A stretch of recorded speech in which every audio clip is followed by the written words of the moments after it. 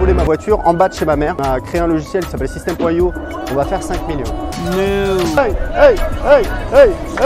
Salut les amis, c'est Aurélien et dans cette vidéo, j'aimerais vous donner les 5 grandes étapes pour atteindre l'indépendance financière. Alors vous dites peut-être, oui, c'est qui ce mec-là? Pourquoi il nous parle de ça? C'est très simple, si je vous parle de ça, c'est parce que moi je l'ai fait. J'ai grandi dans une banlieue pauvre de Paris à Gennevilliers dans le 92, la belle ville de Gennevilliers. Voilà, ma mère m'a élevé seul.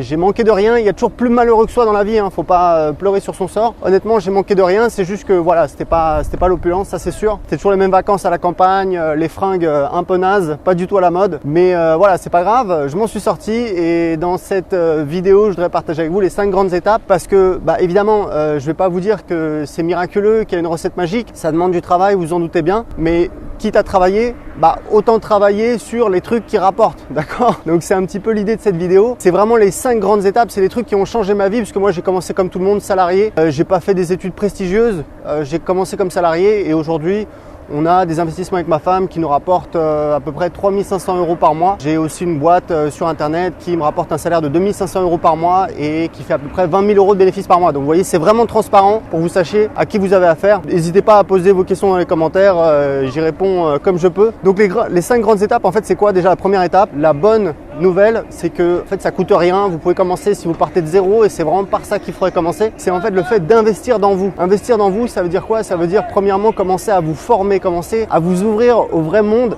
Parce que le vrai monde, on l'apprend pas à l'école, à être curieux, à regarder autour de vous et puis vous former, c'est-à-dire lire des livres sur le business, sur le développement personnel. Moi, je sais que quand j'ai commencé à travailler, il y a plusieurs livres qui m'ont vraiment influencé. Il n'y a pas besoin d'en lire 10 000. Hein. Honnêtement, Comment se faire des amis de Dale Carnegie, c'est vraiment, c'est un livre super facile à lire que vraiment tout le monde devrait lire. Ça devrait même être, enseigné à l'école, je trouve, parce qu'il y a vraiment plein de bonnes choses dedans. Le titre est un peu cucu, mais voilà, c'est vraiment bien. Et puis ça fait pas de mal de le relire de temps en temps. Le deuxième livre qui m'a beaucoup aidé, c'est Influence et manipulation de Robert Cialdini. C'est vraiment sur la persuasion. Et la persuasion, parce que quand vous voulez réussir, évidemment, vous voulez convaincre les gens, vous voulez faire adhérer les gens à votre projet, que ce soit pour acheter de l'immobilier, pour faire du business, mais même pour organiser un truc. Enfin, dans les circonstances assez banales de la vie, et c'est quelque chose qu'on apprend tous, plus ou moins. Vous regardez les petits. Moi, j'ai une petite de 2 ans et demi. Ils sont là, ils veulent du chocolat, ils essaient de vous influencer et c'est normal. Donc, formez-vous, apprenez une langue étrangère. Moi, je peux vous dire un truc, c'est que souvent les gens me disent: ah ouais, mais Aurélien, toi, t'es doué pour les langues étrangères. D'accord.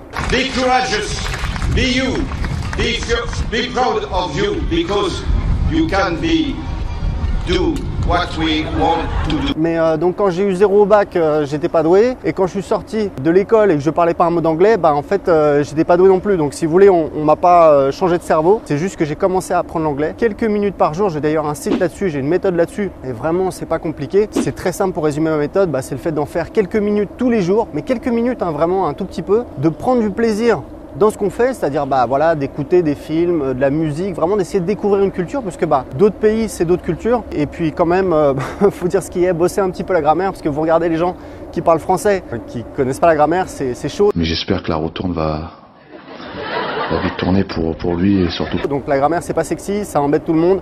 Mais encore une fois, si c'est que quelques minutes par jour, c'est pas très compliqué. Et franchement, la règle du 20-80, c'est-à-dire qu'avec un minimum d'effort, vous allez avoir des résultats quand même très importants. La troisième chose pour cette première étape, c'est aussi d'améliorer vos relations, d'accord? C'est de vous entourer des bonnes personnes, c'est ça le truc. Souvent les gens autour d'eux ont des personnes négatives qui vont un petit peu vous tirer par le bas. Ouais, ça va pas marcher, pourquoi tu regardes ces trucs-là, etc. Yeah, no. Franchement, faites le tri, vous allez tout de suite voir qui est positif, qui est négatif dans votre entourage. Et franchement, il n'y a pas de secret, il faut s'entourer des bonnes personnes. Moi, j'ai un ami que j'adore, c'est un ami que j'ai depuis 10 ans, je l'adore. Et je sais qu'il a un truc, c'est que ses amis, comme par hasard, c'est que des amis qui ont de l'argent, qui ont des boîtes, qui réussissent, etc. Et je sais que ça fait aussi partie du truc. Mais voilà, faut l'accepter, il n'y a pas de souci. Je sais qu'il me kiffe pour celui que je suis et qu'on se marre ensemble, etc. Mais je sais que c'est aussi un facteur. Et il y a peut-être des gens qui vont dire: ouais, mais il est intéressé, etc. Non, c'est que tant qu'à traîner avec des mecs sympas et marrants, autant traîner avec des mecs sympas et marrants qui sont plutôt cool, qui ont du succès. Et voilà, et moi, c'est vrai que la majorité de mes amis, c'est les entrepreneurs. C'est pas un choix, c'est juste que je pense que qui se ressemblent s'assemblent. Et franchement, en tout cas, c'est à vous de voir. Moi, je peux vous dire un truc, quand j'avais la vingtaine, moi, j'avais pas d'entrepreneur dans mon entourage, dans ma famille. Et quand j'avais la vingtaine, dès que je rencontrais un entrepreneur, j'essayais voilà, d'essayer de prendre un café avec lui, de l'inviter à déjeuner, à dîner, d'essayer de savoir combien il gagnait, sa boîte, combien il faisait, quels étaient ses défis. Et je vais vous dire un truc, moi je suis sur le cul. On habite à Lisbonne avec ma femme et je suis impressionné parce que les gens ne sont pas du tout curieux. On a des amis qu'on adore. Voilà, on a un couple d'amis. Ils galèrent un peu quoi, ils ont des petits boulots, ils gagnent pas beaucoup. À Lisbonne, même si le coût de la vie est pas cher, ça augmente et du coup c'est pas facile. Et des fois je me dis mais en fait tu es en train de galérer pour avoir un diplôme, parce qu'elle fait un diplôme des cours du soir en plus de son travail. Mais en fait moi si tu me demandais ce qu'on fait dans ma boîte et quels sont nos défis, aujourd'hui on a créé un logiciel qui s'appelle System.io qui est disponible en espagnol, elle est colombienne.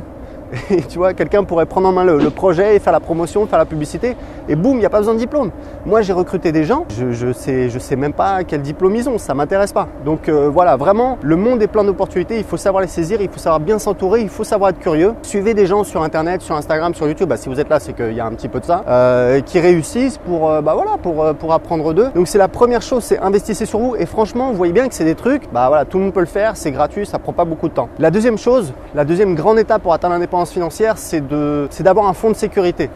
Moi je pense que pour lancer un business, si vous avez 5, 10, 15 000 euros de côté, c'est vraiment pas mal. Moi je sais que mon premier business, je l'ai lancé en Australie. Moi c'est une histoire un peu, je suis parti en Australie, j'ai fait un petit boulot, j'ai vu que ça marchait, j'ai saisi l'opportunité, j'ai investi mon argent et à l'époque j'avais 15 000 euros. Il faut savoir que j'avais 15 000 euros parce qu'en fait j'avais genre 8 000 euros, genre 5 000 euros et je me suis fait voler ma voiture en bas de chez ma mère à Gennevilliers. Donc l'assurance m'a payé, d'ailleurs c'était même mal payé à l'époque parce que bref on venait de passer une année, mais genre 9 000 euros et je me suis retrouvé waouh, j'avais 15 000 euros. Et donc j'ai investi cet argent et ça m'a aidé à lancer mon business en Australie puisqu'on faisait de la vente et j'avais besoin d'acheter un stock etc. Et j'ai investi mon argent et ça a très très bien marché. Donc il faut avoir un espèce de fonds de sécurité. Donc première chose, c'est d'essayer si possible de gagner plus. Si vous avez un travail, il faut savoir que gagner plus, c'est pas très compliqué. Moi j'ai acheté un petit livre qui a changé ma vie quand j'avais la vingtaine, qui s'appelait Style Gagner Plus. Il y avait 2 conseils dedans. Le premier conseil c'était donc apprenez l'anglais, c'est à la portée du premier imbécile venu. Donc voilà, vous voyez ça motive et c'est ce que j'ai commencé à faire. Et deuxième conseil c'était si vous êtes à la technique, passez commercial puisque évidemment on peut gagner beaucoup plus et effectivement je vous le confirme, si vous générez des ventes pour une boîte, forcément vous êtes en position de force et il n'y aura pas de souci puisqu'il y a une rentabilité en fait qui est immédiate. Et c'est ce que j'ai fait, j'ai quitté mon boulot, j'étais administrateur système et réseau, je suis passé commercial, ça n'a pas marché finalement, du coup après je suis parti en Australie, mais voilà, ça a été une expérience, ça m'a appris des choses et donc encore une fois, apprendre le business, apprendre la vente, apprendre la persuasion. Vous aurez compris que ça va pas nous faire de mal. Donc pour gagner plus, vous pouvez changer de boulot, c'est la manière la plus facile. C'est plus facile en fait que d'obtenir une augmentation dans votre boîte. Essayez de gagner plus, vous pouvez faire des petits boulots, des petits, en anglais on appelle ça des side hustles, c'est-à-dire des petits bricolages à côté. Mais il y a plein de choses qui sont possibles. Regardez autour de vous, il y a des gens qui gagnent de l'argent, vous n'en avez même pas conscience. Le problème c'est qu'à la télé, on vous dit toujours le même truc, faut faire un diplôme, etc., faut bosser dans une boîte. On sait tous que c'est de la banane. On sait tous que c'est complètement plié comme modèle. Moi, j'ai des amis qui ont des bac+5 qui travaillent à la défense. Franchement, ça fait pas rêver. Le coût de la vie est très cher. Ils n'aiment pas leur boulot. Bon, bref, voilà. Donc, vous avez des gens qui sont commerçants, qui gagnent beaucoup d'argent. Donc voilà, il faut être curieux. Il faut regarder un petit peu autour de soi. Vous pouvez, par exemple, moi, je sais que j'ai un ami, ce qu'il faisait à l'époque, c'est qu'en fait, il faisait les foires. Il achetait des jeux vidéo d'occasion. Donc, vous savez, dans les petites foires, etc. Il achetait la caisse de jeux vidéo, donc ça lui revenait pas très cher et boum, après il les vendait à l'unité sur internet. Franchement, faut être curieux, faut regarder un petit peu autour de soi, il y a plein de petits business qui sont possibles. Évidemment, vous pouvez commencer à faire la prestation sur internet, à travailler en freelance. Franchement, tout le monde peut partir de zéro, vous pouvez faire rédacteur sur le web, vous pouvez apprendre le copywriting, vous pouvez apprendre le marketing. Moi, je peux vous dire un truc, je viens de recruter une personne, une femme, je suis très content de travailler avec elle. Franchement, ça s'est fait comme ça quoi, clac. Elle a en fait relu mon livre gratuitement parce qu'elle était intéressée, elle m'a fait un retour et je dis qu'est-ce que tu fais, je suis rédactrice web, etc. Ok, moi j'aurais besoin de quelqu'un pour ça, etc. Boum, on a commencé à travailler ensemble. Je sais même pas quel diplôme est là, ça m'intéresse même pas. Donc c'est vraiment tout à fait possible de commencer à gagner plus. Et évidemment pour mettre de côté donc un fonds de sécurité, vous aurez compris, il faut non seulement gagner plus, mais il faut faire attention à ses dépenses. Donc voilà, il faut gérer son budget. Moi, je sais qu'encore une fois, alors on a l'impression que j'ai fait le parcours parfait. Ça a été au fil des années, mais je gérais vraiment très très bien mon budget à l'euro près. C'est même aujourd'hui, il faudrait qu'on le fasse. Parce que si vous ne gérez pas votre budget, vous avez tendance à dépenser plus. Et franchement, c'est pas compliqué. C'est juste de dire j'ai un budget, j'ai tant par mois. Ça fait tant par semaine, j'ai tant de dépenses et donc il me reste tant pour m'éclater, pour aller au restaurant, pour sortir, etc.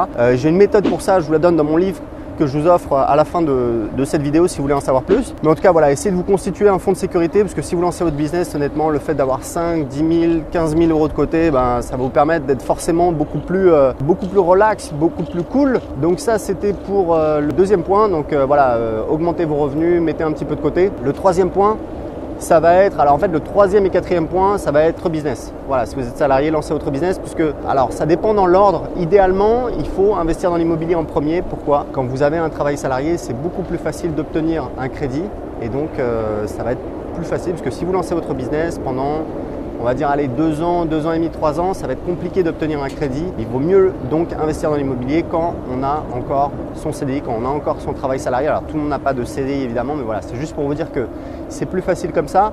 Moi, c'est quelque chose que j'ai regretté d'avoir pas fait très tôt. En fait, j'ai investi dans l'immobilier relativement tard. J'ai investi dans l'immobilier après avoir lancé mes premiers business. Aujourd'hui, on a 4 biens immobiliers avec ma femme. On a fait 4 investissements. Mais voilà, quand j'ai commencé à lancer mes business, je me suis dit waouh, j'aurais bien aimé investir dans l'immobilier. Je pense que voilà, ça m'aurait permis de constituer un petit peu du patrimoine. Donc, c'est à vous de voir dans quel ordre vous voulez le faire. Pour investir dans l'immobilier, c'est vraiment pas compliqué. Encore une fois, suivez des gens qui investissent dans l'immobilier. Il y a une méthode qui est assez simple. Vous calculez la rentabilité. Vous regardez après les annonces. Et le truc, c'est qu'il faut vraiment être patient. Le truc, c'est que l'immobilier, c'est un marché local. C'est un marché où il y a pas mal d'anomalies de marché. C'est-à-dire que régulièrement, il y a des trucs qui tombent, qui sont intéressants, voire très intéressants. Quand je dis régulièrement, ce n'est pas forcément souvent, ce n'est pas tous les jours. Mais de temps en temps, il y a des trucs qui tombent. Si vous êtes réactif, si tous les jours vous regardez les annonces, boum, vous y allez. Vous visitez, vous faites une proposition. Donc c'est vraiment juste une question de patience et d'étudier le marché et de savoir voilà, quel est le marché. Donc c'est un des avantages de l'immobilier, c'est les anomalies de marché. Par rapport à un marché comme la bourse où tout le monde dans le monde peut acheter une société cotée en bourse, peut acheter une action. Donc l'immobilier, il y a plus d'opportunités et évidemment, il y a l'effet de levier puisqu'on peut emprunter auprès de la banque. Donc on peut acheter un bien de 200 000 euros avec seulement 5 000, 10 000 euros, même en France avec 0 euros. Dans certains cas, on peut investir dans l'immobilier. Donc il y a vraiment un effet de levier qui est absolument énorme puisque vous avez un investissement de votre poche qui est très faible et au final, si vous avez du cash flow positif, vous avez une rentabilité qui est quand même assez importante. Donc ça, c'est sur l'immobilier. Encore une fois, suivez des gens qui investissent dans l'immobilier. Il faut savoir, c'est qu'il y a des cycles en fait, il y a des choses qui sont intéressantes. Je sais que Lisbonne, par exemple, investir pour louer sur Airbnb, c'est un petit peu le plan aujourd'hui qui est un petit peu cramé. Nous, on l'a fait, on a acheté il y a quelques années avec ma femme. C'est un investissement, on a acheté en fait 50 000 euros en dessous du prix du marché. Il rapporte 15% de rentabilité, il rapporte plus de 2 000 euros par mois. 4 ans plus tard, aujourd'hui on l'a mis en vente à, que je dise pas de bêtises, plus de 3 fois son prix. Donc c'est trop cher, je pense qu'on ne le vendra pas. Et vous voyez qu'on a fait une plus-value potentielle de dingue. Il faut être patient, regarder les tendances. Par exemple ici à Lisbonne, donc c'est le marché que je connais, qui peut être intéressant aujourd'hui, c'est des trucs, c'est des niches en fait, c'est là où les investisseurs n'ont pas forcément encore vu. Ça va être par exemple acheter de l'immobilier de bureau. Moi j'ai acheté un bureau il y a 2 ans, je pense qu'on a fait une très bonne affaire. Ça va être partir sur des niches, des choses plus spécifiques, donc ça peut être très très intéressant. Donc voilà, c'est l'immobilier, regardez un petit peu les opportunités, c'est vraiment pas très compliqué, il faut le prendre comme un plaisir. Moi franchement l'immobilier, c'est chercher ses biens, ça a été un plaisir. C'est juste qu'aujourd'hui j'ai mon business et voilà, en fait c'est plus très rentable pour nous d'investir dans l'immobilier, même si on a fait de très très belles affaires. Donc la 4e étape pour devenir indépendant financièrement, c'est bien entendu de créer votre business. Pourquoi? Parce que quand vous créez votre business, comme on dit en anglais, the sky is the limit. Voilà, il n'y a plus de limite. Si vous regardez quelqu'un qui travaille dans une grande société à la défense, pour reprendre encore l'exemple de ces gens qui font des bac+5, et très souvent, ils en ont marre, ils ont envie de se barrer parce qu'on se sent vraiment enfermé et pas libre. Et la liberté, c'est hyper important. Mais en termes de revenus, il y a... je sais qu'il y a des gens qui gagnent très très bien, mais il y en a beaucoup qui ne gagnent pas tant que ça en fait, surtout par rapport au coût de la vie. Et si vous créez votre business, là, il n'y a absolument aucune limite. C'est-à-dire que comme je vous disais, aujourd'hui, ma société, je fais 20 000 euros de bénéfices par mois. J'ai un salaire de 2 500 euros en tant que directeur de la société. Et surtout, vous pouvez vous dire 20 000 euros par mois, c'est énorme, etc. En fait, pour être très sincère, et c'est pas de la provoque du tout, moi, je pense que c'est vraiment pas beaucoup. C'est-à-dire que mon objectif, c'est de faire 50 000 euros par mois de bénéfices et ensuite 100 000 euros par mois de bénéfices. Bon, j'ai pas besoin forcément de ça pour être heureux, hein. C'est plus comme, forcément on se fixe des objectifs, il faut le prendre comme un jeu parce que sinon ça sert à rien de se rendre malheureux pour de l'argent alors qu'il y a des choses beaucoup plus importantes dans la vie. Mais c'est parce que je sais qu'en fait, depuis toutes ces années, je travaille, je pense que je fais des bons choix, on fait des erreurs, on fait tous des erreurs, hein. C'est normal et notre travail d'entrepreneur c'est de faire des erreurs. Mais je sais que parmi ces choix, il y a beaucoup d'erreurs et il y a des bons choix. Et je sais qu'aujourd'hui, je pense que je mérite plus que ça. Donc voilà, c'est juste une aparté pour vous dire que, évidemment, si j'étais salarié, je n'aurais pas du tout les mêmes ambitions. Ce serait plutôt, voilà, je vais espérer gagner, je sais pas moi, 5 000, 6 000, 7 000, 8 000. Bref, j'en sais rien. Mais voilà, ce serait pas du tout pareil. Attention, disco musique. Hey,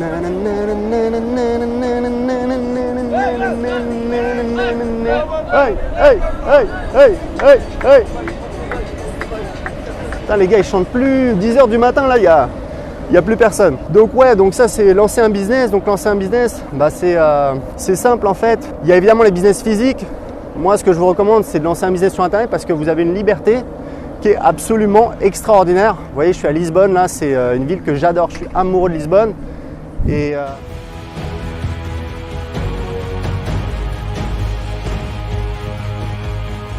voilà, c'est la liberté. Je sais que j'ai un client de mes formations qui avait des business en franchise au Luxembourg. Et il me disait, voilà, moi je peux pas, il y a 1 an et demi, là, on s'est fait un voyage d'1 mois et demi avec ma femme, Australie en Nouvelle-Zélande. Il m'a dit, moi je peux pas faire ça parce que voilà, j'ai des employés, j'ai des magasins et c'est clair que quand vous avez un business sur Internet, littéralement, moi aujourd'hui j'ai 10 personnes qui travaillent pour moi. Je peux vous dire que chaque année, on part en Colombie avec ma femme, passer 1 mois parce qu'elle est colombienne, on va voir sa famille, etc. C'est littéralement, je mets mon ordinateur portable dans mon sac à dos, je prends l'avion, j'arrive, c'est comme à la maison, quoi. C'est-à-dire, je bosse le matin, l'après-midi je vais au sport, etc. Donc c'est vraiment, voilà, je pense qu'il n'y a pas à tortiller, quoi. Un business sur Internet, c'est le top, quoi. Et aujourd'hui, de toute façon, on voit que c'est ce qui se passe de plus en plus. Il y a même des gens qui ont entre guillemets un business sur Internet. Alors en fait, c'est des freelances. Je dis entre guillemets parce que bon, ils sont obligés d'être présents, etc. Ils vendent leur temps, mais bon, c'est quand même un business sur Internet. Moi, il faut savoir un truc, c'est qu'on a 10 personnes qui travaillent pour nous. J'ai un bureau, je suis tout seul dans mon bureau. Je veux personne dans mon bureau. J'ai 10 personnes qui travaillent à distance. J'ai des gens dans 5 pays. Voilà. Et il y a des gens, je ne les ai jamais vus. On travaille par écrit, on communique par écrit, etc. Donc c'est assez fou. On vit dans un monde assez fou. Il y a plein d'opportunités. On peut toujours se lamenter sur son sort. Il y a toujours des opportunités. Il faut regarder un petit peu. Suivez-moi, suivez d'autres personnes. Regardez des gens qui ont suivi mes formations, qui ont créé des business. Qu'est-ce qu'ils font? Ne vous dites pas que voilà, c'est plié. Il n'y a plus de place maintenant. Il y a trop de concurrence, etc. Parce que de toute façon, je vais vous dire un truc. Moi, j'ai lancé un business qui s'appelle System.io. C'est en fait un logiciel pour vendre facilement sur Internet. Ça cartonne. C'est-à-dire qu'un an après le lancement, on a 1600 clients payants et donc on arrive à 50 000 € par mois de chiffre d'affaires. D'accord? Quand j'ai lancé ce business-là, il y avait déjà des boîtes qui faisaient des millions. Des boîtes qui faisaient la même chose, voilà, de manière similaire, mais qui faisaient des millions. Et pourquoi j'ai lancé ça? Parce que je me suis dit, en fait, il y a un marché énorme. Voilà, on va entrer en concurrence avec des boîtes qui font entre 10 et 100 millions par an. Donc en fait, si on est mauvais, on va faire 5 millions. C'est exactement ce que je me dis. Donc voilà, peut-être qu'on ne va pas réussir, mais en tout cas, c'est mon raisonnement. Et je peux vous dire un truc, c'est que j'ai lancé 4 business dans ma vie. Je ne me suis jamais trompé. J'ai toujours lancé des business rentables, je ne me suis jamais planté. Pourquoi? Parce que j'ai jamais essayé de réinventer la roue, jamais essayé de lancer un truc, d'inventer un truc, d'être le nouveau Mark Zuckerberg. Non, j'ai toujours vu qu'il y avait des entreprises qui gagnaient de l'argent. J'ai dit ok, je vais lancer mon business sur ce marché, essayer de prendre des parts de marché et voilà, essayer d'apporter mon envie, mon énergie, ma personnalité, mes idées, ma stratégie, etc. Donc voilà, ça c'est une des 2 méthodes que je partage dans mon livre pour créer un business. Je ne vais pas rentrer plus dans les détails, mais sachez que pour créer un business, vous pouvez commencer à faire du freelancing. Je vous ai donné l'exemple de Maud, de cette personne qui a commencé à travailler avec moi du jour au lendemain comme rédacteur en fait. Et franchement, je pense qu'on peut aller très loin, ça marche. Et j'ai d'autres personnes qui sont entrées dans mon équipe, peut-être au support client et qui aujourd'hui ont des responsabilités, qui coachent des clients, qui sont responsables affiliés. Il y a plein d'opportunités. Il ne faut pas rentrer dans le moule, il ne faut pas aller travailler pour la grosse boîte à la défense où là vous voyez bien qu'il y a une grille.